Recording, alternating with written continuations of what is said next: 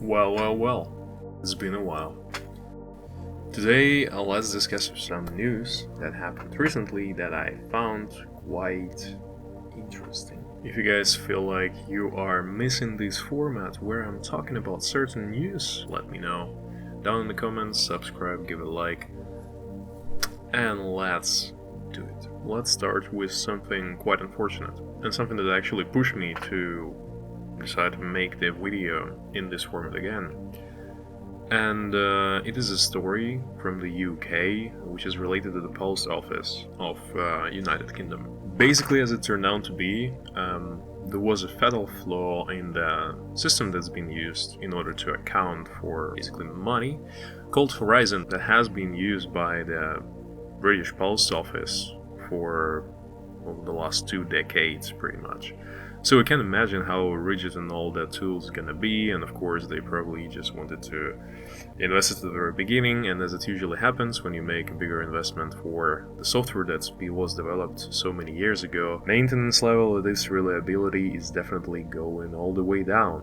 Well, no one would have expected that because of the errors in the system for many years, ever since they implemented it, there has been hundreds of postmasters being convicted of crimes of stealing money. For some people, the differences between the balance that they've been closing and the difference that the system was showing could be as high as like £100,000, which is quite a significant sum for someone who's been working as a postmaster, you could imagine, because this is definitely not the highest paid job. But nobody decided or was believing that the software had any problems with this, even though as now, after all these investigations and the trial in the appeal court that has happened recently in the UK regarding many trials that were held, it was known by the legal department of Post Office that there is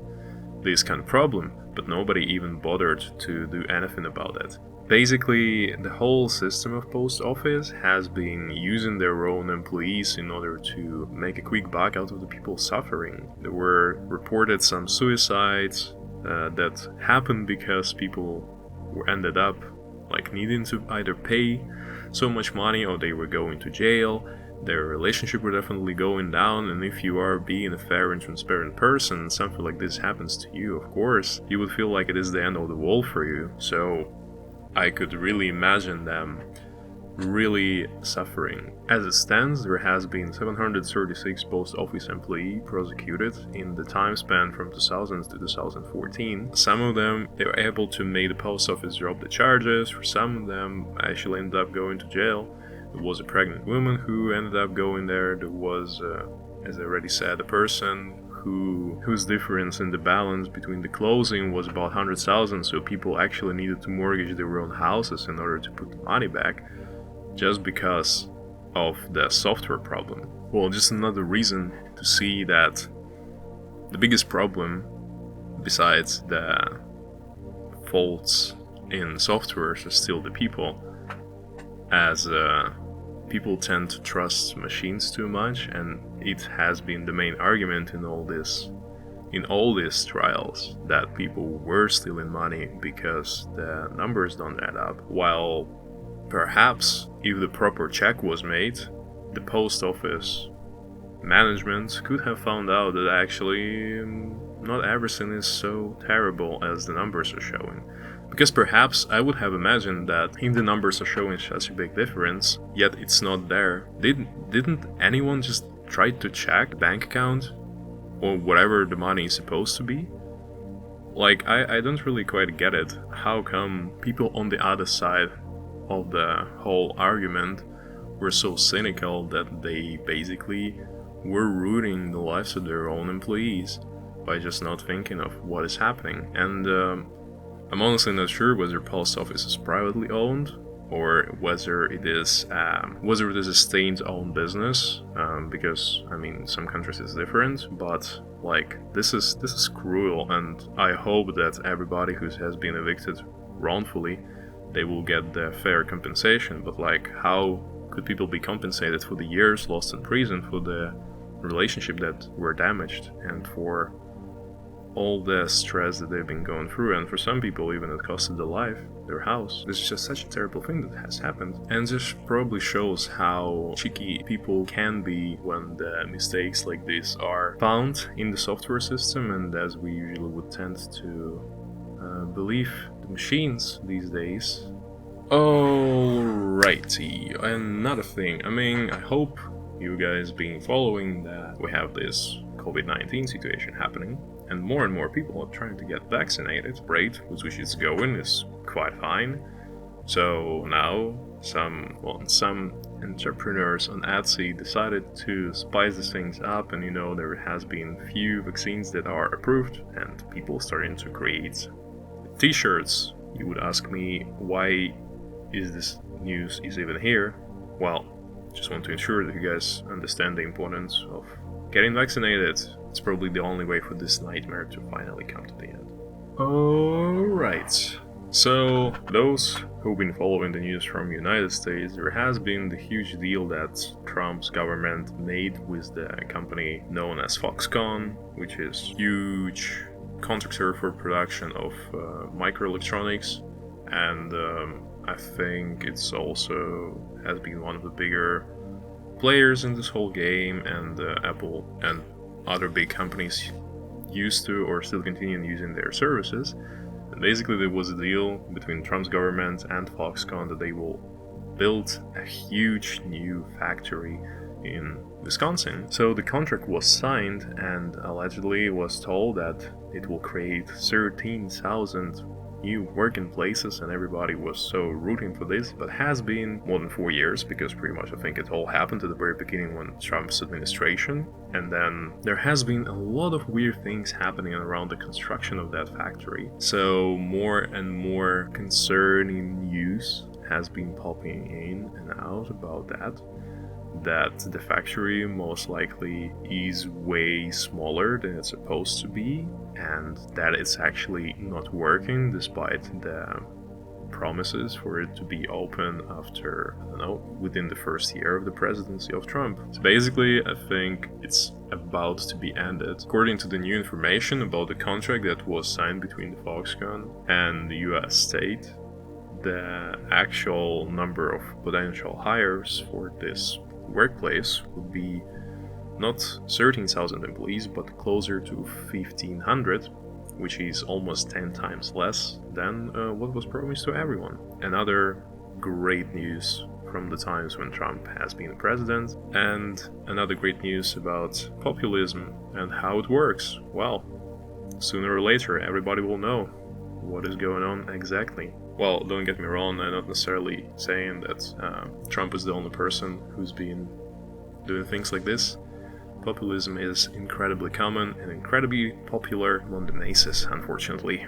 Or fortunately, maybe sometimes it will go work for good. But yeah, definitely not in the Foxconn's case. At least 1,500 new working places appearing in Wisconsin, which is something, I guess. With COVID's unemployment rate in the United States, well, some new working places will definitely be required. Alright, NFTs. I actually want to make a video about the NFTs in quite a while. I think when the hype all started, I think everybody was kinda intrigued by what it actually is and what it's all gonna entail, but for now, and I think still, it feels like such a random field to play, just like the cryptocurrencies and crypto trading, which pretty much kind of similar, work in a similar way. So for those of you who don't know what the NFT is, NFT stands for the non-fungible token, and pretty much, put in the easiest term, it's like allows you to buy and sell unique digital items, and it's kind of a proof of your ownership, the proof of it to be a legitimate unique piece of art and not necessarily just a copy of it, because when the item is digital, it's so easy to make copies of it without there to be any seen difference. So NFT thing is using the smart contract protocols that are allowing it to prove that it is legitimately their work of the said digital artist or whatever it's going to be. It can be a 3D art, could be a digital image, could be a GIF, could be a music, could be a video, anything, pretty much anything digital. So more and more people are jumping on that bandwagon, and you may have heard that the artist called Beeple, who pretty much became one of the top grossing artists still alive, because he's collage of all his digital works that has been, I think, posted on his Instagram. It has been sold for 61 million, something about that, on Sainsbury's, which is one of the most known auctions for selling art, and was first unprecedented sale like this. That is why it was a big deal. So now more and more people are jumping on it, and I think some of the stunts are quite hilarious, some of the things are quite distasteful. I think most of the people are buying this for the sake of bragging rights, so to say, and potentially investments, which I think a lot of people, that's what they do with purchasing art, because this is one of the ways to diversify your investment portfolio, so to say, right? If you buy a Van Gogh picture, you are, I don't know, besides just telling to all your friends that you own the original masterpiece of the famous Dutch painter, you also potentially can sell it in the future, because the value of it will only grow or at least stay around the same level. So a similar situation is happening here with all these NFTs, but it's only for digital works. So it's one of a kind digital work. If even they're gonna be a copy, it could be treated the same as if you, I don't know, you took sunflowers by Van Gogh, you found a picture on the internet, you printed it out, you put it on the wall. Technically the same picture, but it's not. I mean, okay, technically it's not the same picture, but you get what I mean. So I think one of the more hilarious things that I found, that it seems like everybody's trying to jump on it. I think Snoop Dogg, but I mean, Snoop Dogg has been known for just trying to find a quick buck in these days. Like, he's been selling shoutouts to all the people from these short form videos, and now he also made his own NFT. Now Ellen DeGeneres basically selling this as an NFT. I mean, of course, allegedly the money is going to be donated for the good cause, but I think more and more things are starting to get ridiculous, like Jack Dorsey selling his first tweet as an NFT, and people bidding crazy amounts of money for all these things. Like, it counts in millions, while the actual value of those works is questionable.